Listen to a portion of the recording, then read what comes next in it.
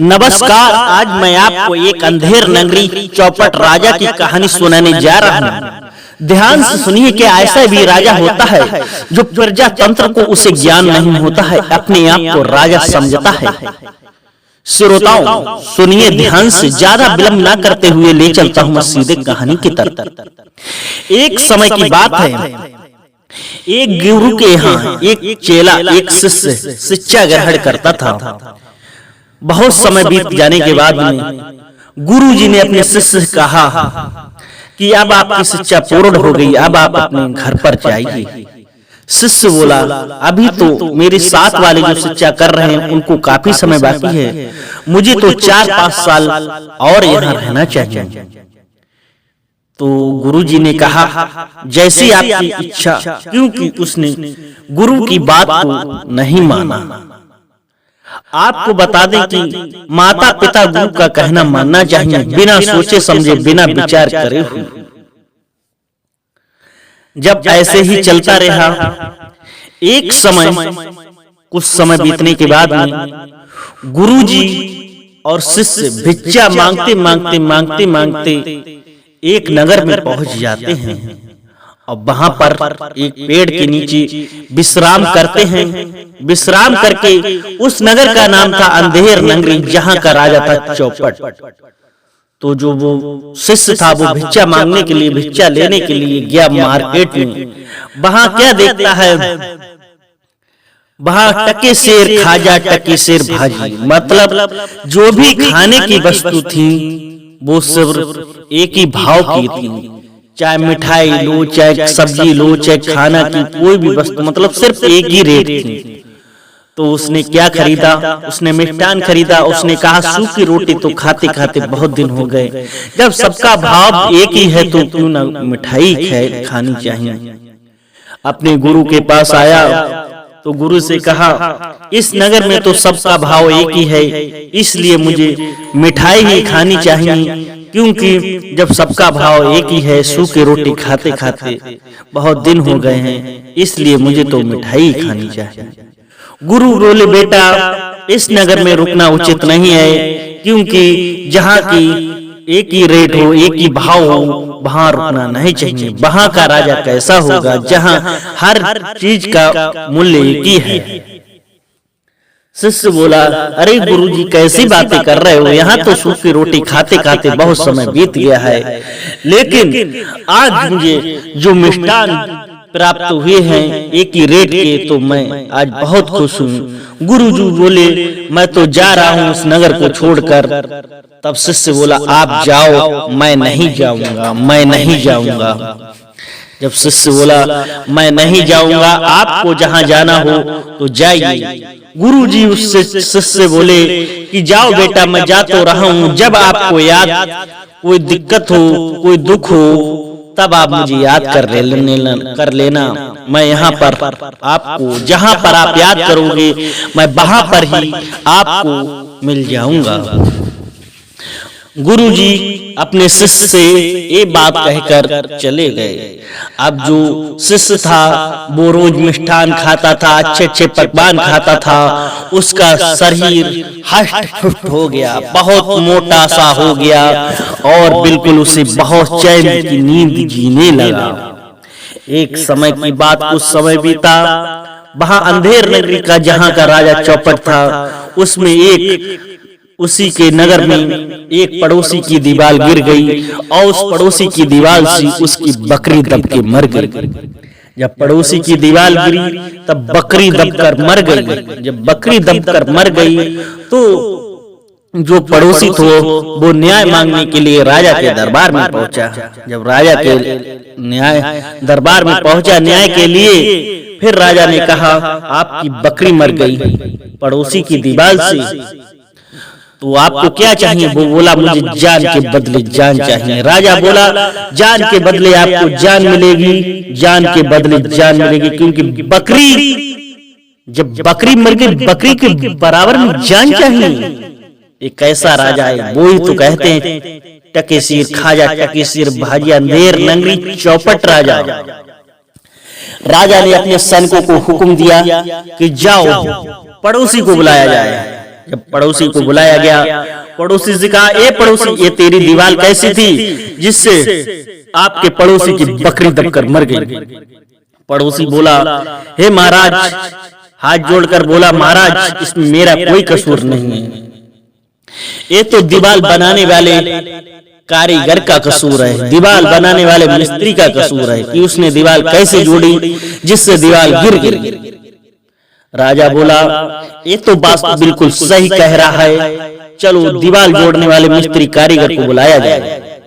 जब दीवार जोड़ने वाला कारीगर मिस्त्री आया, वो डर गया और बोला, महाराज, उससे बताया गया, महाराज ने कहा, कैसी दीवार तुमने बनाई जिससे पड़ोसी की बकरी दब के मर गई है, जान बदले जान जाएंगे, आपको फांसी लगेगी।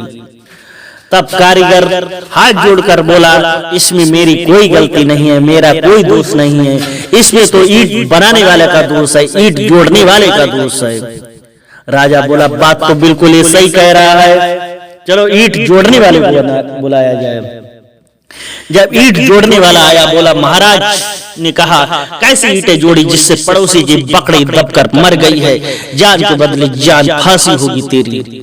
ईंट जोड़ने वाला बेचारा डरता हुआ बोला, हे महाराज, इसमें मेरा कसूर नहीं है, इसमें तो कसूर है मसाला वाले का, जिसने मसाला इतनी कमजोर घटिया सामग्री डालकर बनाया है जिससे ईंटें सही से चिपक नहीं पाई हैं, इसलिए ये दीवार गिर गई है।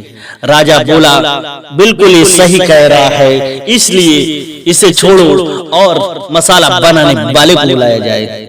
श्रोताओं, मसाला बनाने वाले को बुलाया गया, निर्माण करने वाले को बुलाया गया।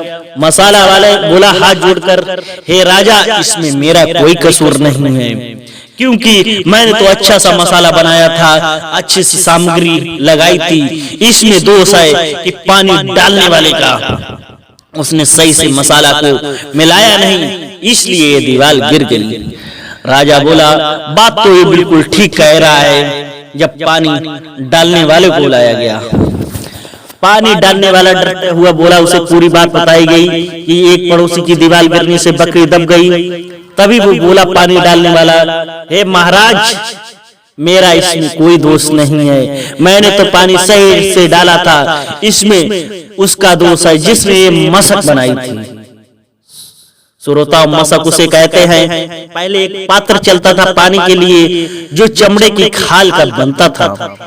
उसने कहा, इसमें मेरा कोई दोष नहीं है, जिसने इस मशक बनाई है उसमें पानी ठीक से नहीं आया, उसे मशक बनाने के वाले को बुलाया जाए। श्रोताओं, जब ये बात राजा ने सुनी कि बात तो सही कर रहा है, राजा कह रहा है, कोई कह रहा है मेरा दोष नहीं, मेरा दोष नहीं, मेरा दोष नहीं, किसका दोष है? मशक बनाने वालों को बुलाया जाए। जब मशक बनाने वालों को बुलाया गया, बोला कि आपने कैसी मशक बनाई थी, उसमें पानी ठीक से नहीं आया, जिससे ये दीवार कमजोर रहेगी, ये दीवार गिर गई, आपको फांसी होनी चाहिए। मशक बनाने वाला बोला, हे महाराज, इसमें मेरी कोई गलती नहीं है, इसमें मेरी कोई गलती नहीं है, ये तो चमड़ा जहां से मैं खरीदता हूं, मैं कसाई से इसका चमड़ा खरीदता हूं, कसाई का दोष है, क्योंकि कसाई ने मुझे कम क्वालिटी वाला चमड़ा दिया, उसका दोष है।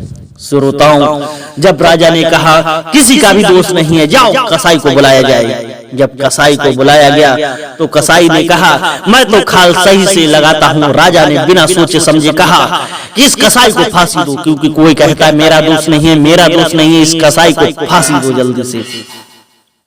श्रोताओं, जब जलदार सैनिक कसाई को फांसी देने के लिए पहुंचे, तब कसाई की गर्दन इतनी पतली थी कि उसके फंदा सटीक नहीं बैठा। जब सटीक नहीं बैठा तो बार बार उसके फांसी का फंदा डाला जाए, फांसी का फंदा निकल जाए। तब राजा ने कहा कि कसाई जो सैनिक थे उन्होंने राजा से कहा, इसके फंदा ठीक नहीं बैठ रहा है, क्या करना चाहिए? राजा ने कहा, जितना बड़ा फंदा है इतना बड़ा ही व्यक्ति हर के राज्य से तलाश करना चाहिए, क्योंकि जान के बदले जान देनी होगी। श्रोताओं, जब ये सब सुनकर राजा के सैनिक चलते चलते चलते चलते पहुंच जाते हैं उसी शिष्य के पास जो मिष्टान खा के खूब हष्ट-पुष्ट हुआ था। उसे देखकर उसको पकड़ लाते हैं और वो चिल्लाता है, रोता है, कहता है आपको फांसी होगी। बोला, मेरा क्या कसूर है? सैनिक बोले कि तुम्हारी गर्दन में सटीक फंदा बैठ रहा है, इसलिए आपको फांसी होगी। जब उसके गले में फंदा डाला गया वो रोने लगा, क्योंकि उसने गुरु की बात नहीं मानी थी। गुरु ने कहा था ये नगर आपके लिए उचित नहीं है। अब उसे चेला को, शिष्य को गुरु की बात पर बहुत पछतावा आ रहा है। अब वो रो रहा है अपने गुरु को याद कर कर कि मैं अपने गुरु की बात मान लेता तो मुझे ये दुख नहीं होता। तब फांसी लगने से पहले उसने राजा से कहा, हे राजन, मुझे अपने गुरु को बुला लेना चाहिए। अब उस शिष्य ने अपने गुरु को याद किया, क्योंकि गुरु थे त्रिकालदर्शी, तुरंत उन्हें आने में देर नहीं लगी। जब उसने देखा गुरुजी ने कि मेरा शिष्य है, क्या दिक्कत है, तो सैनिक से गुरुजी लड़ पड़े, बोले मेरे शिष्य को फांसी नहीं दी जाएगी, मुझे फांसी दी जाएगी। शिष्य को फांसी नहीं दी जाएगी, मुझे दी जाएगी। श्रोताओं, जब गुरु और शिष्य की आपस में झगड़ा होने लगा, झगड़ा बढ़ते बढ़ते गुरुजी अपने शिष्य के पास पहुंचे, उसके गले से फंदा निकाला और अपने गले में डाल दिया। सैनिक बोले महाराज का आदेश है कि फांसी तो शिष्य के होगी। तो गुरुजी कह रहे शिष्य को फांसी नहीं होगी, मुझे होगी। जब ये झगड़ा होते हुए राजा के पास पहुंचा, राजा बोला ये क्या मैटर है, क्या झगड़ा है? तो सैनिक बोले गुरु कह रहे हैं मुझे फांसी दो, शिष्य बोले मुझे फांसी दो। तो गुरु से बोला कि राजा बोला गुरु आप क्यों फांसी पर लटकना चाह रहे हो? तो गुरु बोला कि इस समय ये शुभ मुहूर्त है, जो फांसी पर लटकेगा वो सीधा स्वर्ग धाम जाएगा, भगवान परमेश्वर के धाम जाएगा। ये कहकर राजा को आश्चर्य हुए कि क्यों ना मैं ही स्वर्ग धाम जाऊं। उसने गुरुजी को हटाया, स्वयं फांसी पर चढ़ गया। ऐसे राजा की बुद्धि थी, ऐसे राजा चतुर थे, ऐसे ज्ञानी थे जो खुद को फांसी पे चढ़ गए। गुरुजी ने अपने ज्ञान और बुद्धि से अपने शिष्य को बचा लिया। हमें इस कहानी से ये शिक्षा मिलती है कि कोई भी काम करना चाहिए सोच समझ के करना चाहिए, गुरु और पिता की आज्ञा माननी चाहिए। अगर आपको ये मेरी छोटी सी कहानी अच्छी लगी तो लाइक शेयर, चैनल को सब्सक्राइब जरूर करें। फिर मिलते हैं एक नए वीडियो के साथ। जय हिंद, वंदे मातरम।